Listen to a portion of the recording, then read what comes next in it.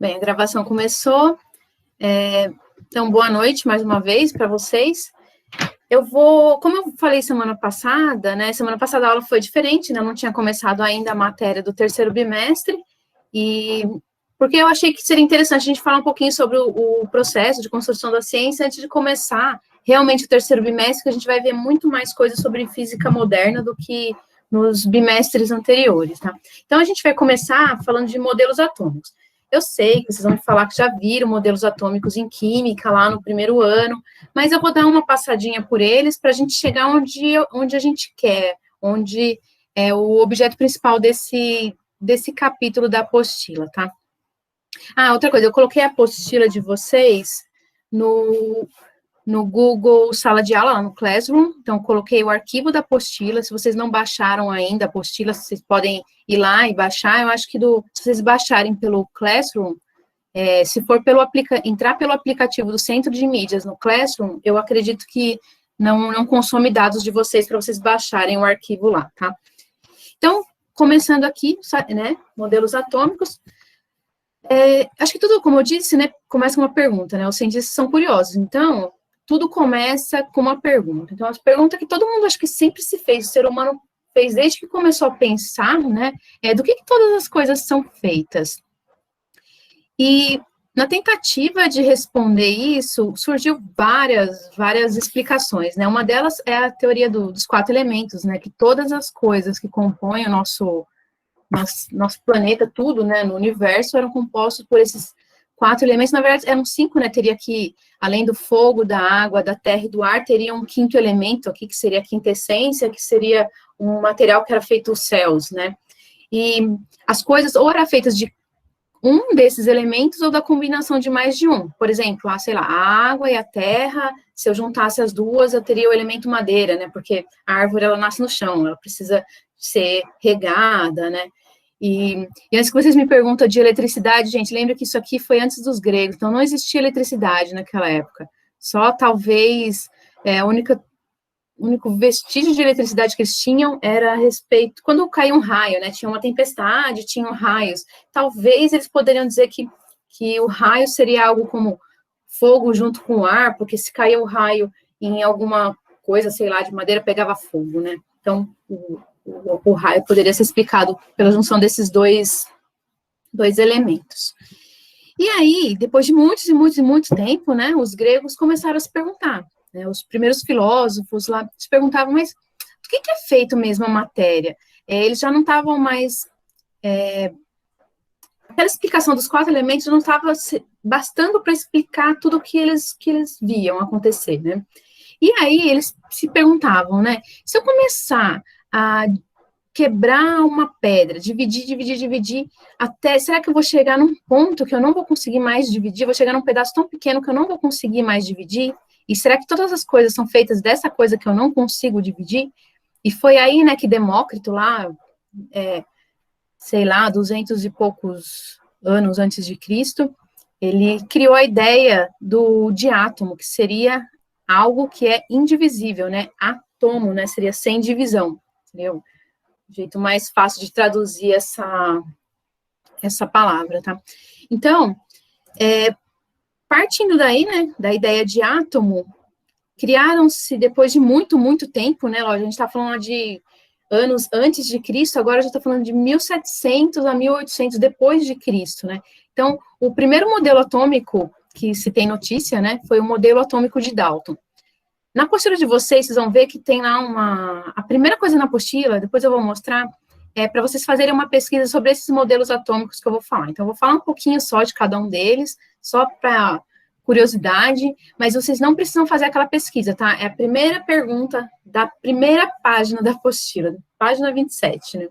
Então, o modelo atômico de Dalton viveu entre 1766 até 1844, então faz bastante tempo. Para ele, os átomos eram bolinhas, como se fossem bolinhas de bilhar. E essas bolinhas, elas eram, né, os átomos eram completamente esféricos, eles eram maciços, eles eram indestrutíveis e indivisíveis.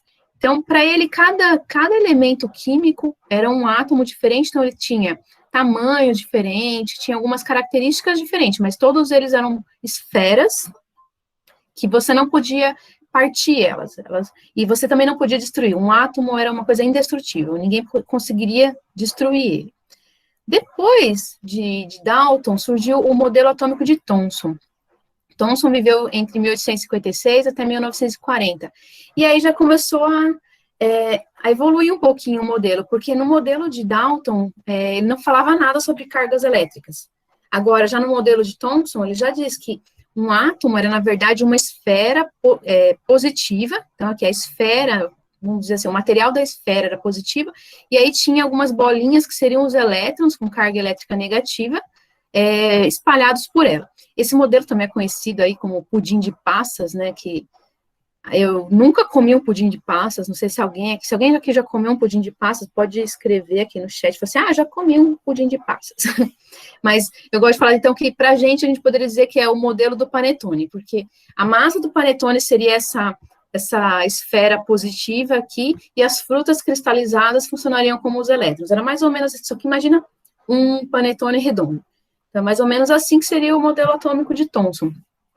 E aí, como eu tenho cargas elétricas positiva e negativa, elas estariam com na mesma proporção aqui, e o átomo seria neutro. E esse átomo também ele poderia ser dividido, né? E aí, é lógico, sempre que eles encontravam algum problema, não dava para explicar algumas coisas, eles criavam um modelo mais moderno, vamos dizer assim, tá? O próximo que criou o modelo atômico foi o Rutherford, que ele viveu em 1871 até 1973. Gente, ó, se vocês repararem, esse cara viveu por caramba, ele viveu até os 102 anos, eu acho que é o que mais viveu, o cara morreu muito velhinho, muito velhinho. Eu acho que é um dos poucos cientistas que eu sei que viveu tanto tempo assim. Eu acho que fazer ciência não faz muito bem para a saúde. Então, eu já vou mostrar o experimento que ele fez, né? Rutherford fez um experimento para tentar ver realmente como que eram os átomos, se eles realmente eram esferas, né? E ele chegou à conclusão que não, já vou falar por quê, né? Mas o átomo, de acordo com Rutherford, ele teria um núcleo denso e pequeno e positivo, né? E os elétrons, eles orbitariam em volta desse núcleo. Então, esse modelo ficou conhecido como um modelo planetário, que é como se fosse o sistema solar. Aqui no centro seria o Sol, né? Na verdade, o núcleo do átomo uma carga positiva, funcionaria como o Sol, e os elétrons girando em volta desse núcleo, é como se fossem os planetas girando ao redor do Sol. Tá? Então, esse é o experimento de Rutherford. Ele criou esse experimento em 1919. Como que seria esse experimento? Aqui eu tenho uma fonte de partículas alfa. Partícula alfa é o núcleo de um átomo de hélio, tá? Então, é um átomo de hélio sem o elétron, tá?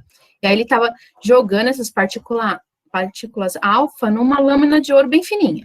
E aqui em volta ele colocou um anteparo semicircular. O que ia acontecer? Se os átomos realmente fossem bolinhas, como Thomson disse, todas as partículas alfas, elas iam bater aqui na folha de ouro e iam ricochetear, ia bater todas desse lado de cada folha, dessa folha de ouro, né, da lâmina de ouro. Só que o que ele percebeu? Que a maioria das partículas passava direto. Então, algumas passavam completamente sem alterar a trajetória e algumas outras sofriam pequenos desvios, né, algumas, inclusive, sofriam desvios maiores, né? Ele conseguia depois calcular, porque esse detector aqui, ele cintilava quando batia uma partícula nele. Então, o que ele pôde concluir com esse experimento? De que o átomo, ele não era maciço, ele era composto por várias partes vazias, porque como que as partículas poderiam passar direto sem sofrer nenhum desvio, se não tivesse nenhum espaço ali entre elas, né? Então, depois desse experimento que ele criou, né, esse modelo. Então, aqui, ó, se vocês verem, tem os elétrons e o núcleo aqui, mas tem muita parte vazia aqui. As partículas que batiam e voltavam direto, né, voltavam para cá, provavelmente batiam no núcleo dos átomos. E as que sofriam algum desvio, elas chocavam provavelmente com algum elétron, ou batia meio que de ladinho nesse núcleo, que, de acordo com Rutherford, era só um núcleo positivo. Depois, mais para frente, foi Ele, acho que inseriu os nêutrons também no modelo dele, mas isso foi só um pouquinho mais adiante. Só que o modelo de Rutherford tinha um problema, lógico, todos os outros tinham os seus problemas, né? Sempre um modelo, quando achava um problema com o modelo atômico, outro vinha, tentava explicar ou resolver esse problema e criava um modelo atômico mais moderno. Então, qual era o problema, né, do modelo atômico de Rutherford? Nessa época já era bem conhecida a teoria eletromagnética, né? O eletromagnetismo era bem conhecido, era bem estudado, né? As equações de Maxwell já existiam, tal. E aí sabia-se que uma carga elétrica, né? No caso aqui seria um elétron, né? Que é o elétron que girava ao redor do núcleo. Então sabia-se que um elétron, quando ele estivesse em movimento, ele ia começar a liberar energia, ele ia irradiar. E aí liberando energia, ele não ia conseguir manter a órbita dele que ele estava. E cada vez mais, conforme ele ia liberando energia, ele ia girando cada vez mais próximo do núcleo. E o movimento que ele iria descrever ao redor do núcleo do átomo seria de uma espiral até cair no núcleo. Só que isso não acontece, porque se isso acontecesse, não existiriam átomos. Se não existissem átomos, não existiriam estrelas, planetas, e não existiriam pessoas se perguntando do que é feito as coisas, né? Então, esse era o problema fundamental do modelo atômico de Rutherford. E quem ajudou a resolver esse problema foi Bohr. Então, agora a gente vai... E é esse o modelo atômico que a gente vai focar mais aqui nessa aula hoje, tá? Então, Bohr, ele viveu entre 1885 e 1962, vocês estão vendo que, assim, já é bem mais recente, né? Já está mais próximo da gente. E aqui ele introduziu também os nêutrons, né, no núcleo do átomo. É muito parecido com o modelo de Rutherford, tanto que esse modelo às vezes é conhecido como modelo de Rutherford-Bohr. E o que ele mudou nesse modelo? Ele disse que, na verdade, os elétrons, né, o átomo, né, tinha um núcleo que era bem denso, e ao redor dele orbitavam os elétrons, só que cada elétron orbitava num nível de energia diferente. Eles tinham órbitas estacionárias, ou seja, ele estava nessa órbita aqui e não gastaria energia ao orbitar nessa órbita, ao se percorrer o caminho dele nessa órbita. E ele introduziu também o conceito de quantização de energia. Já vou explicar essas questões aqui. Então, olha, cada orbital aqui corresponde a um nível de energia diferente. Quanto mais próximo do núcleo o elétron está, ele tem, vamos dizer assim, menos energia, tá? Então, aqui, cada orbital, né, tem um elétron que ele só pode ficar naquele orbital. Por isso que a gente chama de órbitas estacionárias. Então, aqui, eu tenho aqui o núcleo, e vamos imaginar assim, eu não ia dar esse exemplo, mas eu acho que é um exemplo que é fácil da gente entender. Vamos supor que o átomo seja um prédio, tá? Então, o térreo seria o núcleo. E aí, cada um dos andares corresponde às órbitas dos elétrons ao redor desse núcleo, tá? E aí, cada andar diferente, a pessoa que mora em cada andar diferente paga uma quantidade fixa de aluguel. Então, quem mora lá no primeiro andar paga, vamos dizer assim, paga R$100, quem mora no segundo andar paga 200, quem mora no terceiro andar paga R$300, quem mora no quarto andar paga R$400. Vamos dizer um exemplo assim. Então, a pessoa está acostumada a paga sempre aquele mesmo valor por mês, e ela consegue ficar morando ali naquele andar sem problemas. Então, imagina assim, tá? Aqui, cada orbital aqui seria um andar do meu prédio. E aí, conforme vai, tá vendo essa setinha azul, né? Conforme vai indo mais para fora, eu aumento a energia. Então, é como se os andares mais para cima, né? A cobertura seria o andar que eu pagaria um valor maior de aluguel. E se eu tivesse que passar de um andar para o outro, eu ia ter que pagar mais dinheiro, né? Eu ia precisar de mais dinheiro. Então, se um elétron quiser ir de um andar para o outro, vamos supor, eu quero sair do meu primeiro andar e quero ir, ganhei um dinheiro, ganhei mais R$100 esse mês. Aí eu quero ir para o segundo andar. Então, eu tenho meus R$ 100 que eu já tinha que pagar, morando no primeiro andar, e vou lá, ganhei mais 100, vou para o segundo andar. Só que, lógico, só ganhei aqueles R$ 100 temporariamente. Eu não vou conseguir ficar morando para sempre ali no segundo andar. O que vai acontecer? Depois que passou aquele mês, eu vou voltar lá para meu apartamento no primeiro andar. E aí, quando eu voltei para o apartamento lá do primeiro andar, eu tive que pagar o aluguel do segundo andar. Então, eu devolvi esse dinheiro para alguém, né? Não foi exatamente para quem me deu, de quem eu ganhei esse dinheiro, mas eu tive que pagar esse aluguel. Então, é o que acontece com os elétrons. Os elétrons, eles estão em órbitas estacionárias, têm uma certa energia para ficar aqui no nível 1. O elétron no nível 2 tem uma outra energia. O elétron no nível 3 tem outra energia. Se ele quiser passar de um nível para o outro, ele só consegue fazer isso se ele ganhar energia. Tá? Só que ele não vai conseguir. O elétron do nível 1 ganhou energia e ele pulou para o nível 2. Tá? Só que ele não vai conseguir ficar lá no nível 2 para sempre, porque o nível 2, ele precisa de mais... Deixa eu arrumar uma caneta aqui. Deixa eu escrever aqui, que aí fica mais fácil de ver. Então, ó, vamos supor aqui que eu tenho um elétron aqui, aí ele ganhou energia e conseguiu passar aqui para o nível 2, tá? Aí, essa energia que ele ganhou, ele não vai conseguir se manter muito tempo aqui no nível 2, depois de algum tempo ele vai voltar lá para o nível 1 e vai liberar essa energia aqui em forma de um fóton, em forma de luz, tá? Então, é isso que eu coloquei aqui embaixo, né? Que ele vai liberar um fóton, ele vai liberar essa energia que ele ganhou em forma de luz. E a energia desse fóton a gente consegue calcular, que é a constante de Planck multiplicado pela frequência desse fóton. Então, olha, ele pode saltar, o elétron que está aqui no nível 1, ele pode, dependendo da quantidade de energia que ele recebe, ele pode passar direto lá para o nível 3, tá? Para voltar, ele pode voltar direto, ele pode voltar um nível de cada vez, mas ele vai ter que voltar lá para o estado fundamental que ele estava, que era aqui no nível 1.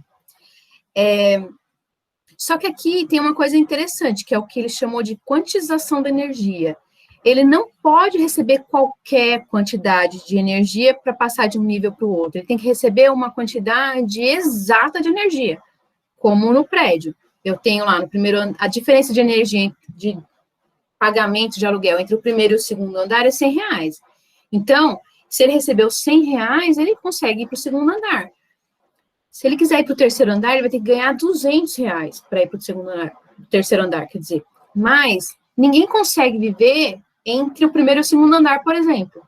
E também não tem como um elétron ficar numa órbita que fique entre o nível 1 e o nível 2. Se ele, por exemplo, se eu ganhar R$ 150, não dá para eu aumentar e ficar lá no nível 2,5, isso não existe. Então, a energia, os níveis de energia aqui são quantizados, ou seja, eles assumem valores que são múltiplos de um valor qualquer. No caso do nosso prédio, é múltiplo do valor 100. Então, ou é 100, ou 200, ou 300. Ele pode até receber 150, mas ele só vai poder pular um nível, tá? Gente, ninguém tá perguntando nada? Tudo bem até aqui? Então, se vocês quiserem, pode perguntar pelo chat também, que eu tô aqui, eu entrei com o meu celular também, eu consigo ler o chat, tá? Eu tô vendo, Cíntia, qualquer coisa eu te aviso. Ah, beleza. Então, ó, gente, isso daqui é a sacada do Bohr. Então, o elétron, ele continua girando ao redor do núcleo atômico, só que ele não está gastando energia para fazer isso. Agora, se eu der energia para o meu átomo, como que eu dou energia para um átomo, por exemplo? Eu posso dar energia elétrica, eu posso aquecer esse átomo, que ele vai ganhar energia. E aí, o elétron, ele vai ganhar essa energia, vai mudar de nível, e depois ele vai voltar para o nível anterior. E aí, esse fóton, gente, dependendo da diferença de energia aqui, ele vai ter uma cor diferente. Lembra, a frequência do fóton é o que determina de qual cor ele vai ser. Então, se eu tiver energia suficiente, a luz que ele vai liberar pode ser um vermelho, pode ser um verde, um amarelo, um azul. Então, dependendo dessa diferença de energia, ele pode liberar cores diferentes. Inclusive, se a energia for bem alta, ele pode liberar fótons no ultravioleta, por exemplo, que é um fóton com energia maior do que um fóton de luz visível. Tá? Então, esse fóton liberado não precisa ser exatamente uma frequência da luz visível. Tá? E aí, como eu disse, né, para a gente calcular a diferença, se a gente souber qual é a diferença de energia entre esses níveis, né, ou qual é a energia de cada nível, eu consigo calcular qual é a frequência aqui. Eu tenho que saber qual é a constante de Planck, que é SH, e a frequência do fóton eu posso calcular aqui. A constante de Planck, ela tem dois valores aqui, tá? Tem um valor que é em Joule vezes segundo, que ela é mais usada se a gente estiver usando a energia em Joule. Lembra, não sei se vocês lembram de aulas lá do primeiro ano. Energia, não importa que tipo de energia que eu estou falando, a energia sempre é dada em Joule, no Sistema Internacional de Unidades.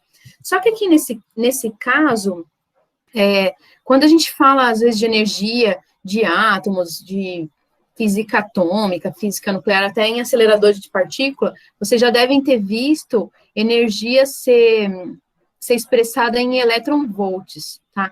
Então, se eu estiver usando a energia em Joule, eu vou usar esse primeiro valor aqui da constante de Planck. Então, eu uso esse primeiro valor aqui, que é 6,63 aproximadamente, vezes 10 a menos 34 Joule vezes segundo, tá?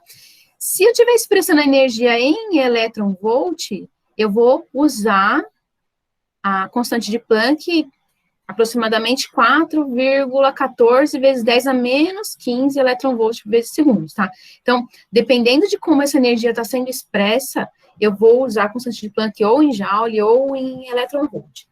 Aí, isso é fácil de vocês verem, daqui a pouco eu vou fazer um exemplo, vocês vão conseguir entender. Não se preocupe com isso agora, gente, porque vocês não vão precisar usar a constante de Planck ainda para calcular nada, tá? O que a gente vai calcular agora é quais são os níveis de energia aqui de um átomo, tá?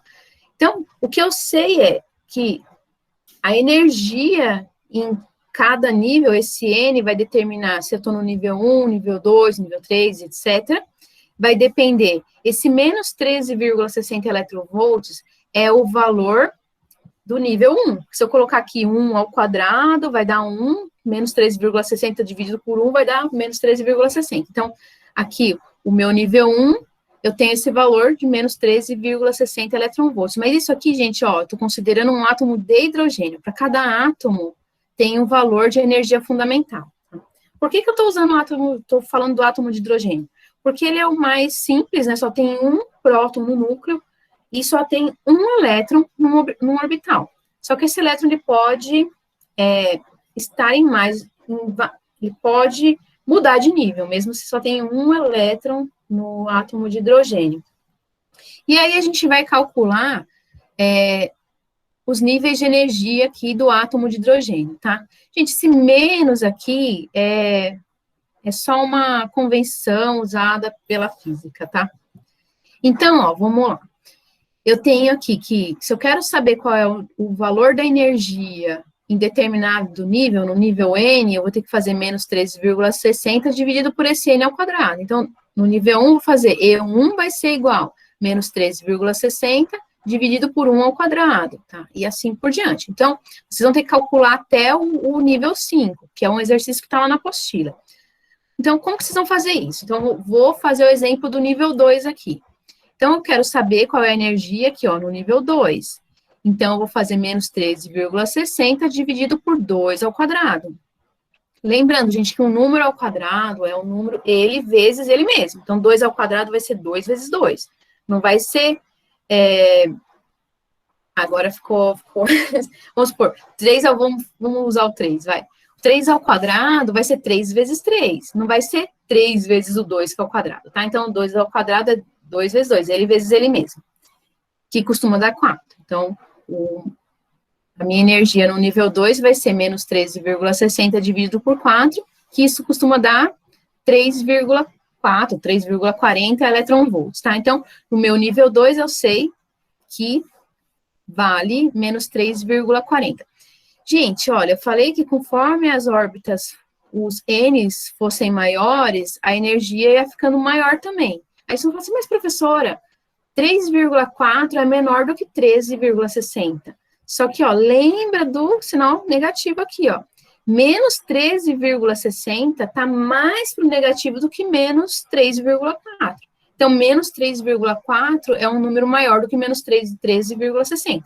Imagina assim, estou devendo R$13,60 para alguém. Paguei uma certa quantidade lá e agora só devo 3,4, quer dizer, 3,40, R$3,40. Quer dizer que eu estou devendo menos para a pessoa. Então, isso aqui vai corresponder em termos de energia, uma energia maior do que o menos 13,60.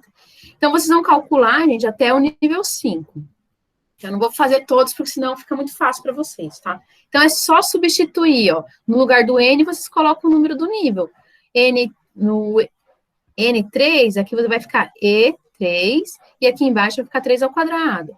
No nível 4, aqui vai ficar E4, e aqui vai ficar 4 ao quadrado. E no N5 vai ser E5, e o 5 elevado ao quadrado. Dúvidas até aqui, gente? Pode perguntar? Claro, deve. Então, nas questões aí, tipo, por exemplo, vai cair uma questão no vestibular, aí, por exemplo, pode... Não, pera. Vai cair o número do elemento, por exemplo, igual ao menos 13,60?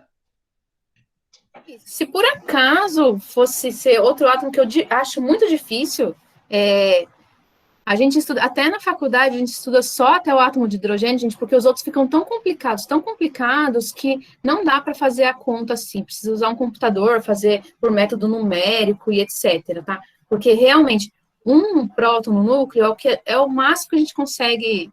Talvez o átomo de hélio, não sei.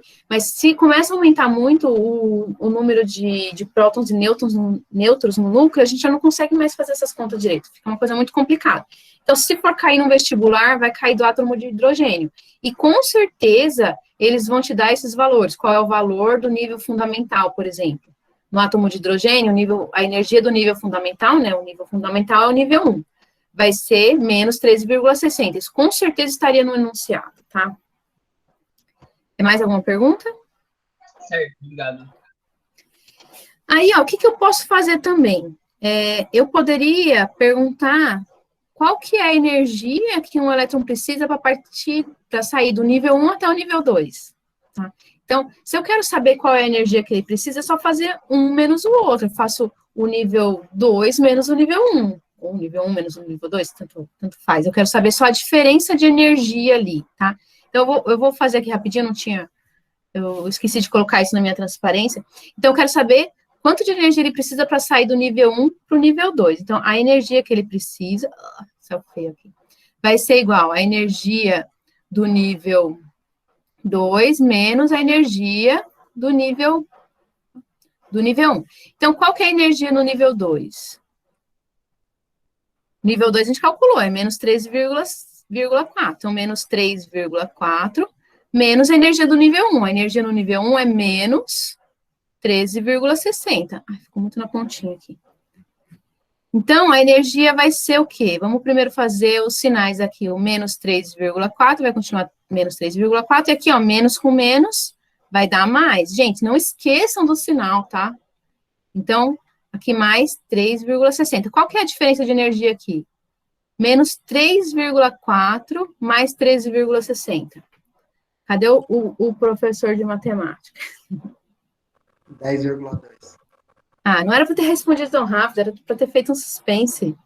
Então, ó, vai dar 10,2 elétron-volt, que é a unidade de energia que a gente está medindo aqui. Então, o elétron precisa de 10,2 elétron-volts para passar do nível 1 até o nível 2 do átomo de hidrogênio.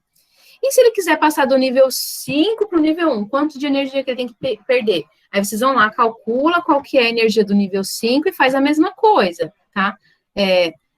Um menos o outro. E assim, gente, se ele quer passar de um nível menor para um nível maior, ele tem que ganhar energia. Se ele quer passar de um nível maior para um nível menor, ele vai ter que perder energia, tá? Essa parte ficou entendida? Ele tem que ganhar energia para passar do nível 1 para o nível 2, ou do nível 1 para o nível 4. E se ele quiser passar do nível 4 para o nível 2, ele vai ter que perder energia. E sempre que ele vai perder essa energia, ele vai liberar ela em forma de um fóton, e aí depois a gente vai aprender como seriam essas cores da luz que vai sendo liberada aí. Aí, gente, olha só, essa aqui é a página da apostila de vocês, a página 27 da apostila. Tem aqui, ó, essa parte aqui dos modelos atômicos é a página 27. Na página 28 já muda de assunto, a gente já vai falar de espectros atômicos, que aí já é outra coisa, que eu vou deixar para falar na outra semana, porque senão vai virar um balaio, tá? Então, ó, na página 27 da apostila, se vocês baixarem ela, ou quando vocês receberem ela, tá? Eu sugiro que vocês baixem lá no Classroom, porque eu gostaria que vocês fizessem esses exercícios, tá? Então, ó, aqui a primeira questão, como eu disse, está falando sobre os modelos atômicos, que foi essa explicação rápida que eu dei no começo dessa aula. Então, essa aqui, vocês não precisam fazer a pesquisa, eu já falei para vocês. E aí, essa questão 2 aqui, ó, com a explicação que eu dei, vocês conseguem responder todas essas, até o D aqui. Ó, a energia entre os... Sim, Gabriel, a energia entre os níveis do átomo de hidrogênio, de todos os átomos, é constante, então não muda, tá? Então, eu vou voltar, deixa eu voltar mais um aqui. Opa. Aqui, né? Então, sempre no nível 1 vai ser essa energia, menos 13,60. No nível 2, aqui a gente já calculou lá, deu menos 3,4, então é constante. Vamos lá voltar. E aí vocês têm aqui A, B, C e D, todas essas questões vocês conseguem responder com a explicação que eu dei. Agora, se vocês quiserem, aqui está pedindo para vocês entrarem nesse link aqui, ó, tá? Esse link vai direcionar vocês para um livrinho que chama Graph, que foi desenvolvido na USP, é bem legal, tá? Eu já vou colocar aqui, vocês teriam que ler a página 151 e 152.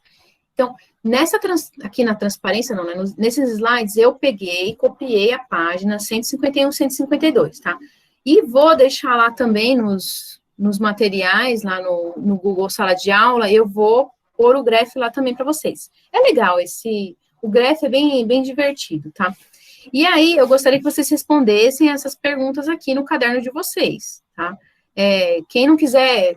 Toda vez que eu der uma aula, eu vou pôr aqui a página da apostila, ou as páginas da apostila que a gente estiver tratando. Então, se vocês não quiserem baixar agora a apostila, vocês pegam os slides que eu vou pôr lá e copiam a questão daqui, tá? Não precisa copiar a questão, tá? Só colocar as respostas no caderno e colocar aqui da página 27 da apostila.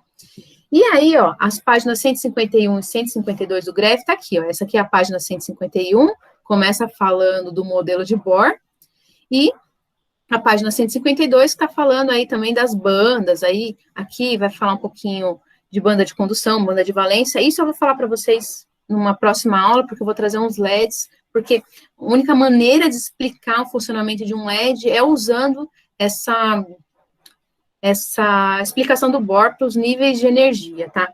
Inclusive, LEDs que você vê o acrílico, né, dele é transparente, e quando você liga ele tem uma cor, porque normalmente a cor das lâmpadas depende da cor eu esqueci o nome, mas a cor do plastiquinho lá, do acrílico que está em volta, né? Ou então, se essas lâmpadas de gás, né, depende do gás que está ali dentro, tá? Mas isso a gente vai falar quando a gente estiver falando de espectros. Agora, uma coisa que não está na apostila que eu gostaria de falar para vocês é assim, hoje, a gente sabe... Hoje, o átomo de Bohr já está um pouquinho ultrapassado, tá? Então, a gente estuda isso na escola porque ele explica muita coisa mesmo, e a explicação, os cálculos que ele faz, bate com o que a gente vê até hoje, tá? Mas, houve outros experimentos, além daquele experimento do Rutherford, que era uma coisa bem simples, talvez não para a época, mas hoje já é uma coisa mais simples. Hoje em dia, a gente estuda o interior dos átomos através de máquinas gigantescas, que são os aceleradores de partículas. Esse aqui é uma representação do CERN, né, que é o Centro de Pesquisas Nucleares, que fica lá na Suíça, E ele tem um anel, agora acho que é 27 quilômetros ou 29 quilômetros. Agora eu fiquei em dúvida entre esses números. Ele é subterrâneo, então isso aqui não dá para ver, uma vista aérea, assim, não dá para ver esse anel. Esse anel aqui é só um desenho, que ele está lá a muitos metros embaixo da Terra. E é nesse acelerador de partículas que a gente consegue hoje em dia saber o que está no interior dos átomos. E aí aqui, esses nomes aqui, CMS, ALICE, Atlas e o LHCb são o nome dos detectores. Cada detector desse serve para pesquisar alguma coisa diferente hoje em dia. Por exemplo, tem um aqui que estava procurando bóson de Higgs, o outro está pesquisando matéria escura, o outro está pesquisando plasmas de quark e gluons, etc. Tá? Então, cada um desses detectores está pesquisando uma coisa diferente. E aí, isso aqui é uma representação também, né, de como é lá dentro de um desses detectores, né, acontece a colisão de partículas e é mais ou menos isso aqui que é visto lá. Tá? E aí, com isso, hoje em dia, a gente já sabe um pouquinho mais. Além de prótons e nêutrons e os elétrons, né, a gente já sabe que tudo é feito dessa matéria aqui. Depois, quando eu parar de compartilhar, vocês vão ver, ó, aqui atrás de mim eu tenho exatamente um cartaz falando do modelo padrão, tá? A estrutura elementar da matéria aqui, eu estou falando exatamente desse modelo padrão. O modelo padrão é como se fosse uma tabela periódica da física. Aqui está representado todas as partículas elementares, ou seja, todas as partículas que até o momento a gente não consegue dividir elas mais do que isso, a gente não tem como ter algo menor do que elas, né? Todas as coisas são compostas por essas partículas que vocês estão vendo aqui, tá?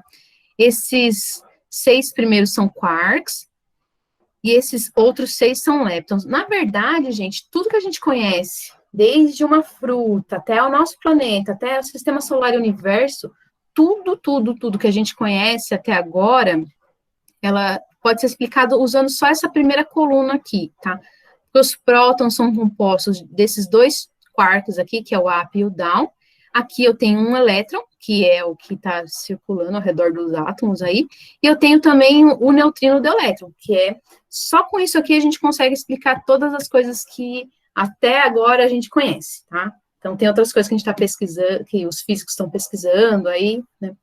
E eu vou voltar a falar desse modelo padrão para vocês, provavelmente no 4º bimestre, que é quando a gente vai falar de partículas elementares. Mas eu só queria mostrar para vocês que, imagina, daquela época que acreditava-se que tudo era feito dos 4 elementos, aí passou por algo indivisível, para agora a gente saber tudo isso, gente, foi um passo gigantesco para a humanidade.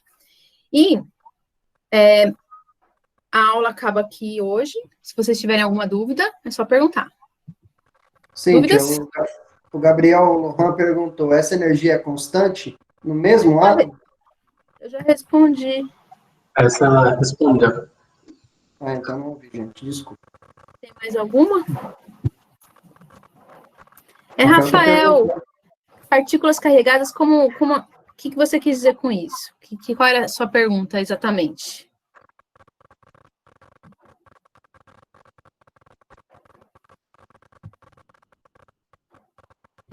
Quando você pode abrir o microfone para perguntar.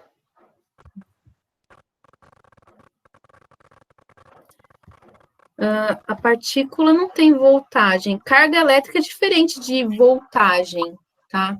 Eu posso ter carga elétrica sem estar falando de corrente elétrica, por exemplo. Tá? Então, eu posso ter, sei lá, eu posso pegar uma caneta, passar aqui no meu cabelo, eu vou fazer ela ficar com uma carga elétrica, só que isso não significa que ela tenha alguma voltagem, ela não vai, sei lá, não vai dar para eu ligar um aparelho com ela. Tá? Quando eu era menor, tipo, e eu ouvia falar desses negócios, assim, elétricos, coisas dos átomos, eu ficava, nossa, então tudo é elétrico. Eu ficava mal, tipo, pensando nisso. Isso, dá pra gente confundir, né? Porque a gente fala elétrons, porque realmente a corrente elétrica, ela é feita de elétrons. Mas um elétron só não quer dizer que a gente vai levar um choque. Se a gente tiver um elétron aqui na minha mão, por exemplo. Com certeza tem um monte de elétron aqui na minha mão. Cíntia, posso fazer também uma pergunta? Pode. Não sei se você assistiu Anjos e Demônios. Foi roubada uma partícula dessa e isso aí destruiria uma parte, um pedaço da Terra. Isso é verdade? É assim, ó, tem as antipartículas, né? Que as antipartículas, elas têm todas as características que uma partícula tem, só que ela tem uma carga elétrica oposta. E aí, se eu pegar uma partícula normal e juntar com uma antipartícula, junta elas vão liberar, elas vão se aniquilar. E aí elas vão liberar energia.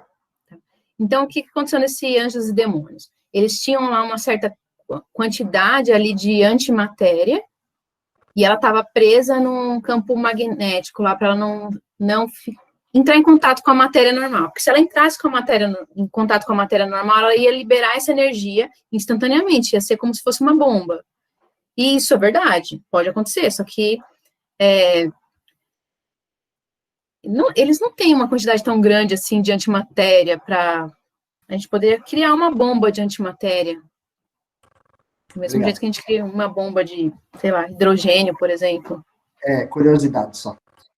Não, é legal, gente. Vocês podem perguntar, aproveita. Se eu não souber, eu não tenho vergonha de falar que eu não sei, se eu não souber. Eu indico uns filmes aí relacionados à física para nós. E tem tantos, hein? Muito filme legal aí de... Você pode assistir o Interestelar, vocês já assistiram, né? Eu vou pensar nos filmes legais e aí eu passo para vocês. Mas você quer um filme que seja fisicamente provável ou você quer um filme para você se divertir que tem algumas coisas de física? Fisicamente provável e os dois. Mas os filmes que são fisicamente prováveis tem sempre alguma coisa que é mentira. Assiste O Céu de Outubro. É verídico. Tá bom, eu vou assistir, depois eu falo. 2001 também, Uma Odisseia no Espaço, ele é bem verídico, mas ele é chato. Apolo 13. Apolo 13 é bom. É um filme velho, mas é um filme bom. Beleza. Perdido em Marte. Esse eu assisti. Tá, Céu de Outubro e Apolo 13, por enquanto. Assiste uma série na Netflix, Perdidos no Espaço. Já assisti também, né? Claro. Voyager. Esse é bom. Star Trek Voyager. Aí eu assisto Star Wars, né? Por favor. Não, mas é que é outra pegada. Star Wars é totalmente diferente da pegada do Star Trek. Será que eu me arrisco? Sei não. Tem só 7 temporadas. É legal. Tá bom, beleza. Obrigado. Eu assisti 3 vezes, tá? Caraca! Isso porque eu sou a Trekker aqui, porque eu já assisti todas as séries do Star Trek. Todos os filmes também. Não. Tô chegando lá. E aí, gente, mais perguntas?